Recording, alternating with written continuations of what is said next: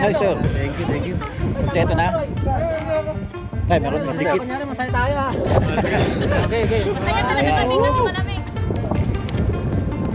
Doon.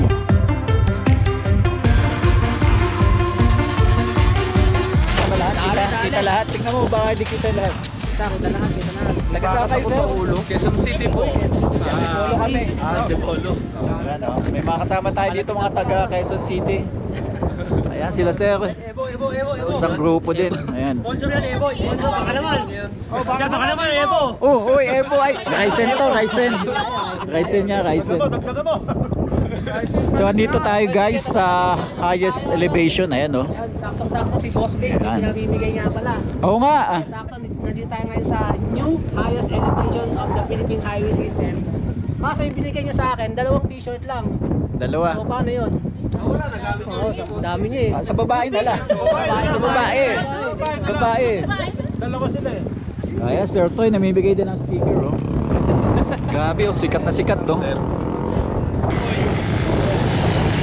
Grabe, inilalamig na ako. Lamig. Picture tayo doon mamaya. Grabe. Sila. Sir Troy. Yan. Dalawa lang ito eh. Paano to? Sa babae daw. Babae. Pero ang dami mga rider dito. Kaya sa kanilang na lang natin bibigay. Sama yung sticker niya. So, kanina natin bibigay ito. Sa babae daw. Nagbotohan na sila kanina. Ano yan? Bato-bato na lang, no? Para ano, walang challenge mo. Balik ka. Challenge.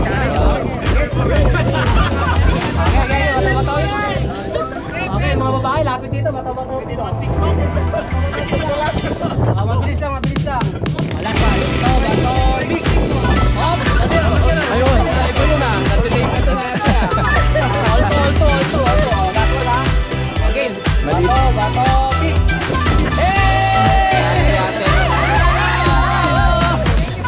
Sticker pa. Ano masabi mo kay Boss Big? Thank you po. Yeah. Okay, next. Okay, 2-1.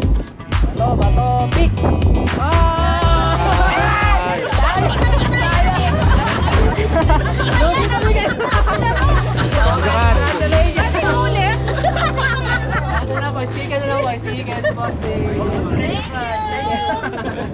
Alright, tapos na tayo mag-picture dito sa Philippine Highway System or new highest point of the Philippine Highway System.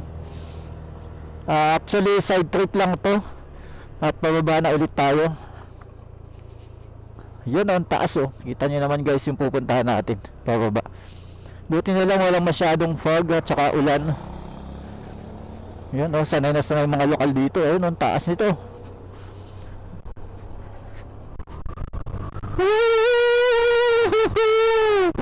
Ang saya. O diba?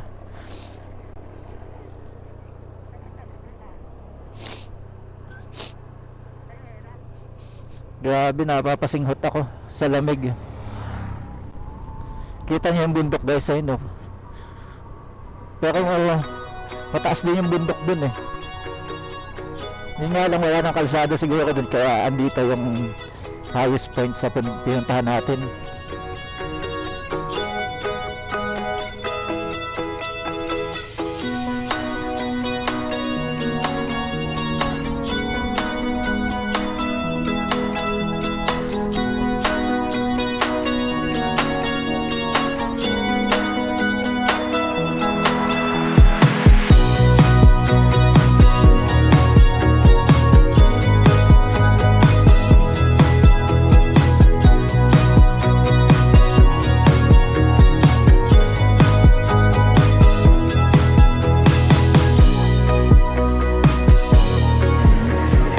Meron pang posisyon tayong inabutan eh. May posisyon.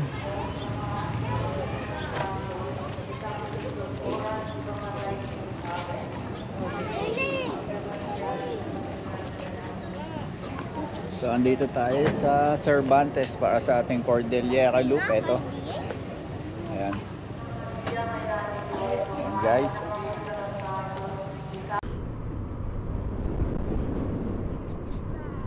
Siguro may time na lahat yan talagang sea of cloud. Hindi makita yung baba. Lalim. Wait lang stream pa ito. Natabi na yung kalsada na wala. Sige, bilisan natin. Huwag ka sa kanan.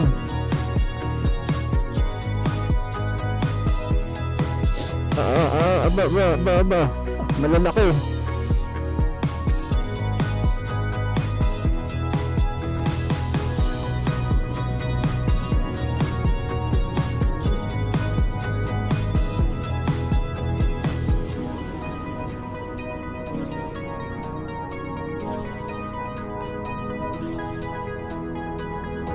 Pa.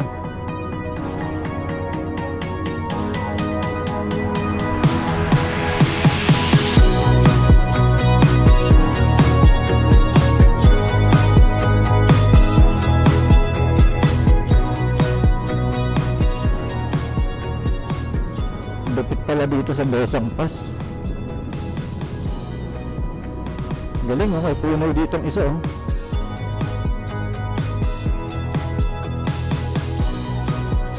Ayan o, ganda ng mga puno sa Gedli. Ganda ba? Saan? Oh, grabe ang taas.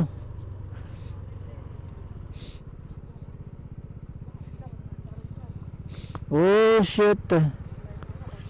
Grabe. Grabe oh.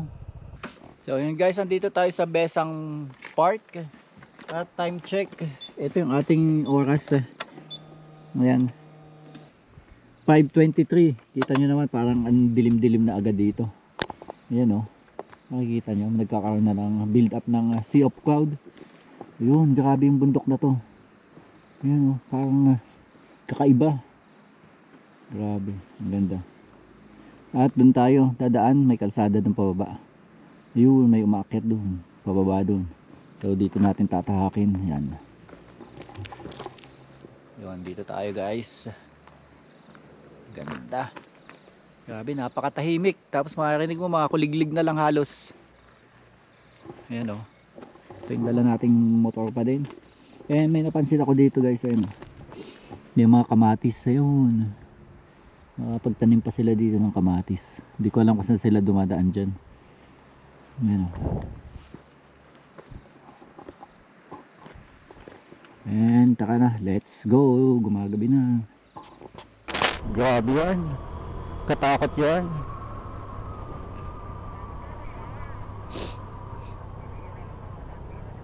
Oo. Ito yung parang hindi pa mga napupunta ni Ilakwat siya ang motorista, no? Wala pa ako nakakita sa video na nito eh.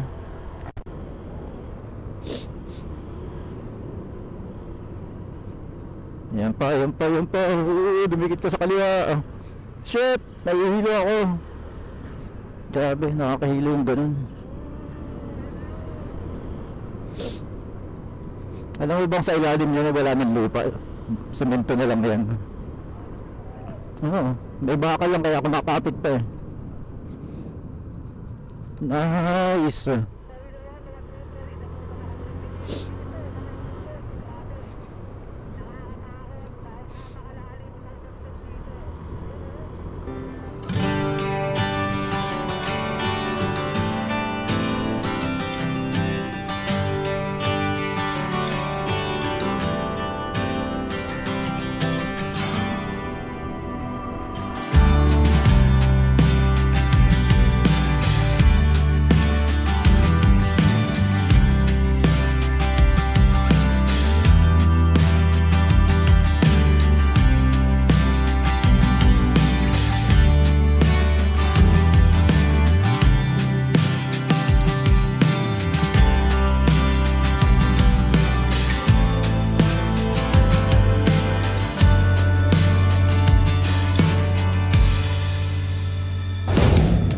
So yun guys, andito na tayo sa Petron, Tagudin para sa ating passport. Ito. At ayan, Petron, Tagudin, Mina. So meron siyang 7-Eleven dito sa gilid. Ayan. And then ang laki ng Petron dito ha. Ayun yung palatandaan. Ayun guys, nagpa-picture lang tayo dito sa Arc ng Ilocos Sur. Ayan, Heritage Province of Ilocos Sur. So time check, it's 8:54. So 8:54 in the evening. Di ko alam kung ano oras tayo dadating sa Baguio. Isang checkpoint na lang, any tourist destination ng La Union. So tara na, let's go. May picture na ulit tayo dito. Tara, habang wala sasakyan up, meron. Oh, ito pala yung bridge na mahaba. Oh, ayun oh, haba oh.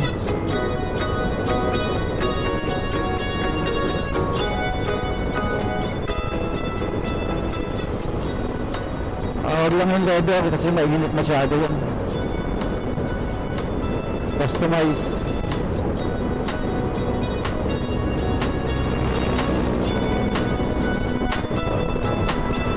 Pwede.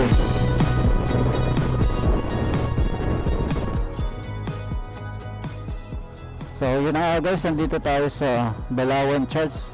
So along the way na lang to, papuntang Baguio, galing tayo sa So part pa rin ito ng La Union. So dito tayo mismo sa may checkpoint. Actually wala pa yung checkpoint na kanina, biglang inilagay nung pagdating natin dito. So yun, uwi na rin tayo Baguio. At na-allergy ako. Ayun ang aking odometer reading, 2534.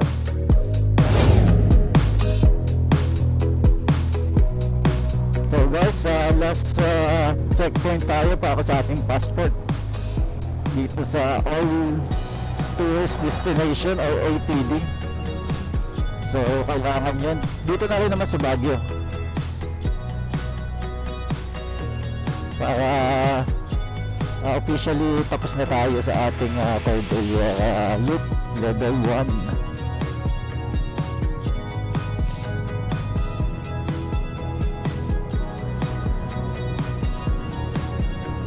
Time check, it's 12:28 ng gabi. At sobrang lamig dito sa Baguio.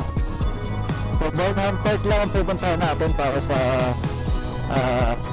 tourist destination. At kasama pa rin natin Central tsaka Seal Motocom.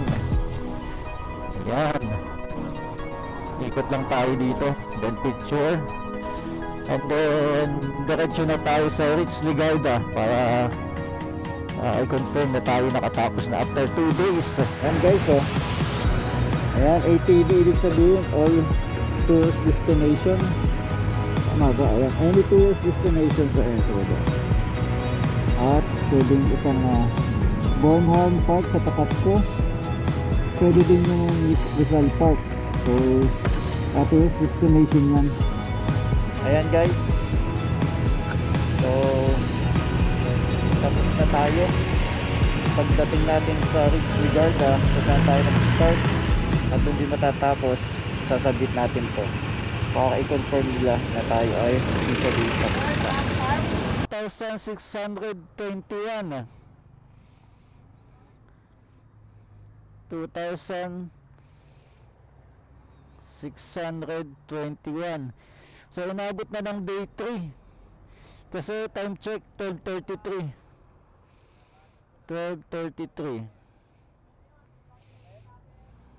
Ayan.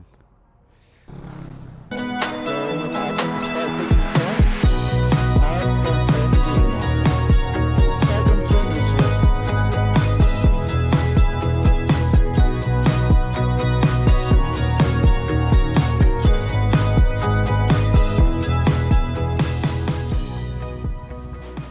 Yon, thank you sa Corsa. Ayan yung ating suot. Ayan. At ito yung start at finish natin. Starting line at finish line. Dito pa rin yan sa Baguio. And time check, it's around Uy, sorry. 12. Naninira na ng gamit. Ka-finish lang eh. Ayan. So yan yung oras natin, 12:45. So galing lang tayo kanina sa Bornholm Park sa kabilang street para sa final tourist destination na checkpoint para sa ating passport. Ayan. Siyempre, salamat sa mga galing nating kasama. Siyempre. Ayan. Congratulations. Congrats. Ano sabi mo? Natin. Sobrang solid doon. Di ko makakalimutan yung rides natin dito. Yun. At abangan pa ang mga susunod nating adventure. Yun. Padalawang bagsak na ng bag niya. At si Sir Troy Motovlog. Yes! Congrats! Solid kayo kasama.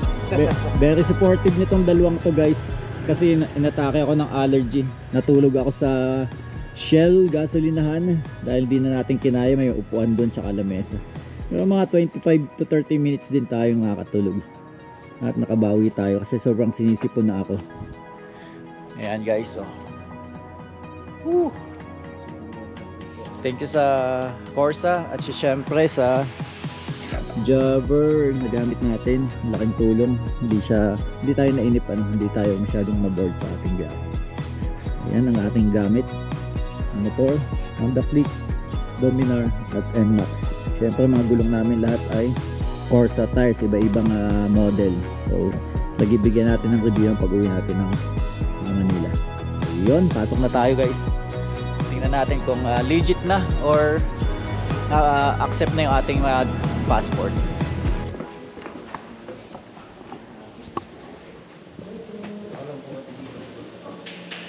Good morning.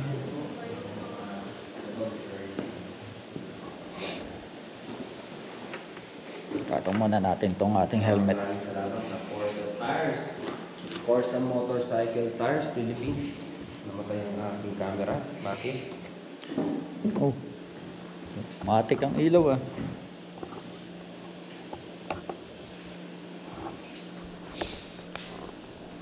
I-upload mo na lang pa isa-isa yung ano. Okay. Dito tayo sa Sama-sama lamesa. na lahat. Ano yun? Unang reads. Dito tayo sa lamesa.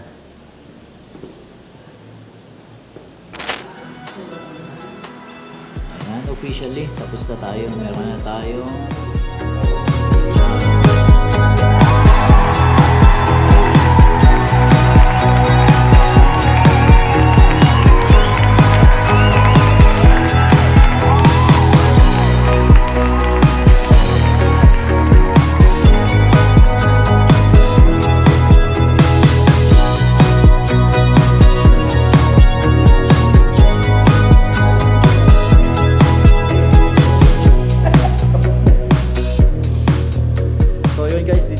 tatapos kung saan tayo nag-start ng ating Cordillera Level 1 loop. Bakit ang dilim? Ayan. So, naka-t-shirt na tayo. Meron na rin tayong laki. Ayan. At thank you Corsa. Thank you sa mga kasama natin, Sir Troy Motovlog. Anong problema? Ikaw mo At Motochem. So, dito tayo nag-start ng Cordillera Level 1. Ayan, nasa labas. At dito na rin tayo nagtapos. So guys, thank you for watching.